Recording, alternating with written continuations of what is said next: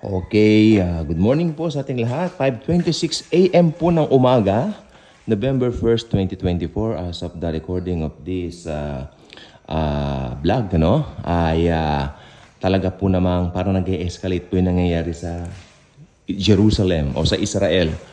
Oo, sa gera versus Iran versus Israel, di ba? Okay, so ano ngayon ang makikita po natin dito since it's escalating? Kasi tandaan po ninyo, kung matatandaan nyo, isa sa mga vlogs ko, sinabi ko, ang pinaka-timeline natin ay ang Israel. Totoo po yan.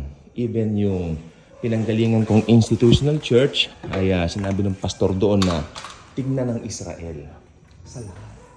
Dahil ang Israel ang magdedetermine kung magra-rapture na o hindi. Hindi siya sign, pero it's something na titignan natin bilang palatandaan. Okay? Yung imminency, yung imminent coming of the Lord to fetch His church. Tayo po yun. He will fetch us. Tayo po ay kanyang susunduin dahil mahal niya tayo. Namatay siya para sa atin with His blood. Yung church ang susunduin niya. Tandaan niyo yung church. Sino ba ang church? Tayo po. Tayong mga born-again Christians. Yung mga naglagak ng tiwala kay Jesus as their very own personal Lord and Savior. Yun ang susunduin ni Jesus to be with Him forever and ever. Okay.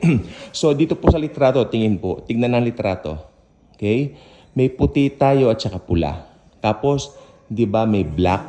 Tapos yung pinakahuli yung, ano yan? Yung parang, yung may kulay na iba, no? So, ito po ang gusto ko sabihin. Doon muna tayo sa first two horses. White and red. Yung white, it symbolizes the Antichrist. Okay. Yung red, yan yung war, dugo, patayan, giyera. So, hindi po appropriate na sabihin natin mag-uumpisa ang World War III sa ngayon. Dahil sa totoo lang po, hindi pa lumalabas yung kabayong puti, yung Antikristo. Yung nakasakay sa kabayong puti. Okay, ang Antichrist, minimimic niya si Jesus in every way. Si Jesus, di ba, nakasakay din po sa kabayo sa kanyang second coming, so ginagaya ng Antikristo. So, it symbolizes the Antichrist doon sa kabayong puti. So, hindi po magkakaroon ng gera hanggang walang Antikristo. So, lalabas muna yung Antichrist. Ngayon, natatawa ako doon sa ibang mga nangangaral, sabi nila. Nag-e-speculate sila, sabi nila, ang Antichrist daw si Macron, yung Pope, tapos, si ganito raw, meron pa nga si Elon Musk daw eh. Natatawa ako. Alam niyo kung bakit?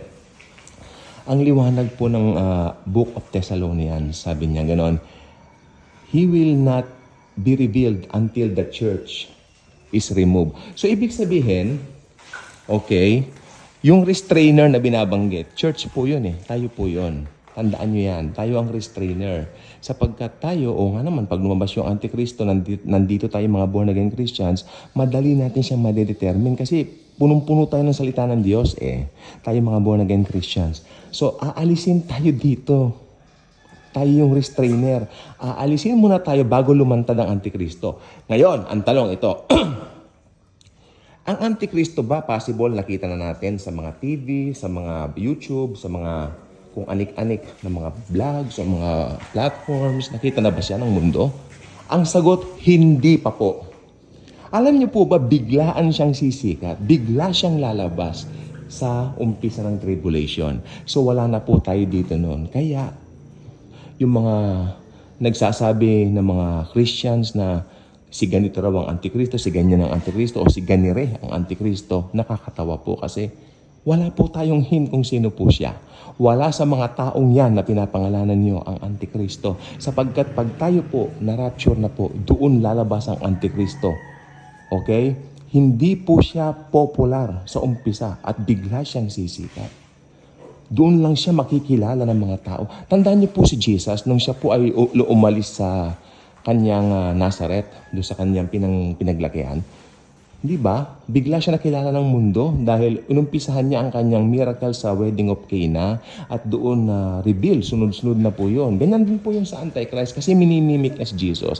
So ngayon yung Antikristo, kung sakaling buhay na po siya ngayon, which I believe buhay na po siya, nandoon po siya sa Europe ngayon. Siya po ay simpleng tao pa lang ngayon, pero doon sa naniniwala ako doon sa kanyang place ngayon doon sa Europe, kinakikitaan na siya ng talino, kinakikitaan na po siya ng extraordinary capabilities of solving something, of solving things, at naniniwala ako, pag na-rapture na po ang church, eto na po, lalabas na ang Antikristo sa kapangyarihan ni Satanas. Okay? So, ayan po ang maliwanag sa Bible. So, alam niyo po ba mga kapatid ko at mga kaibigan at mga kababayan ko, huwag tayong aalis sa Bible kasi maliligaw po talaga tayo. So, magsasabi, si Elon Musk ang Antichrist, si ganito ang Antichrist. At sabi pa ng iba, si Donald Trump, si Donald Trump, born again Christians. Si Donald Trump, mararapture po yan kasama natin.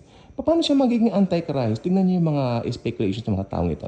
So, ang Antikristo, hindi pa natin siya kilala. Si Donald Trump po hindi naman sa damatan na, matanda na.